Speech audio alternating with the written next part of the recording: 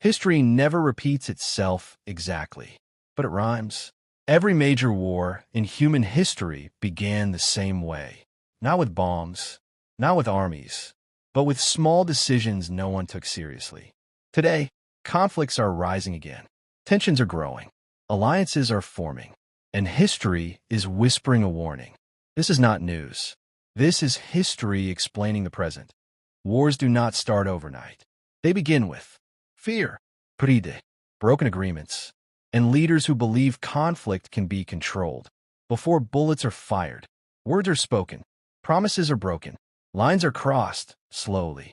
By the time people realize what's happening, it's already too late. Before World War I, Europe believed war was impossible. Countries were economically connected. Royal families were related. Trade was booming. Sound familiar? Then came rising nationalism, military alliances, arms buildup. One assassination in Sarajevo triggered a chain reaction. No one wanted a world war. Everyone thought it would be short. It lasted 4 years and killed millions. Every war begins with the same lie. This will be quick. Leaders underestimate the enemy, the consequences, human suffering. They believe strength will bring peace.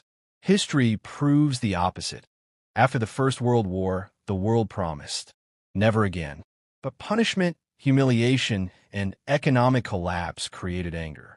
This anger allowed extremist ideologies to grow. By the time World War II began, the world was already divided into camps. Again, alliances, military expansion, fear of losing power. What started as regional aggression became the deadliest conflict in human history. Over 60 million lives lost. Look closely at history. Before every global war, countries stopped trusting diplomacy. Media fueled fear. Civilians were told to prepare.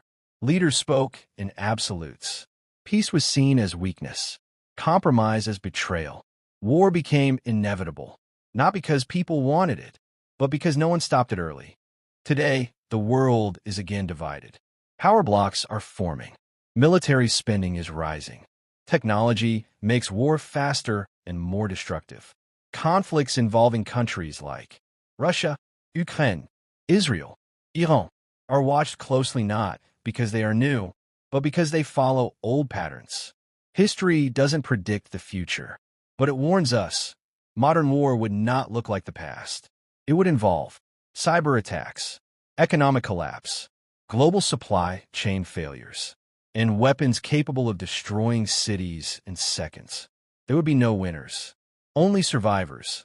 World wars are not started by villains alone. They are allowed by silence, blind loyalty, and the belief that it won't affect us. History's greatest lesson is simple. War begins when memory fades. This video was not made to spread fear. It was made to spread understanding. Because history is not about the past. It is about choices we make today. If you want more stories that explain the world through history, subscribe to Train a History. Why small wars become global. History shows a clear rule. No major war starts global. It becomes global. At the beginning, most nations stay silent. They wait. They observe. But silence never lasts. Economic interests, alliances, and fear slowly pull more countries in. This is how regional conflicts turn into world-changing disasters. Before every world war, countries make promises. If you are attacked, we will help you. These alliances are meant to prevent war. But history shows they often expanded. Before World War I, a single conflict activated multiple alliances in days. Before World War II, alliances hardened the world into two sides. Once alliances activate, diplomacy collapses. Wars cannot be fought without public support. So governments use fear, selective information, emotional language. Enemies are simplified. Complex realities are ignored. Citizens are told, this is necessary. This is defensive. This is for survival. History shows propaganda always comes before mass violence. Another pattern appears in every major war. War creates industries. Factories expand. Weapons production increases. Jobs depend on conflict. Once an economy adjusts to war, peace becomes inconvenient. This is why wars often last longer than expected. Ending war means changing the entire system built around it. World wars do not end because people are tired. They end because resources collapse, civilian suffering becomes unbearable, or power structures break. Peace treaties usually come after destruction, not before. And history warns us, the way a war ends often decides whether the next one begins.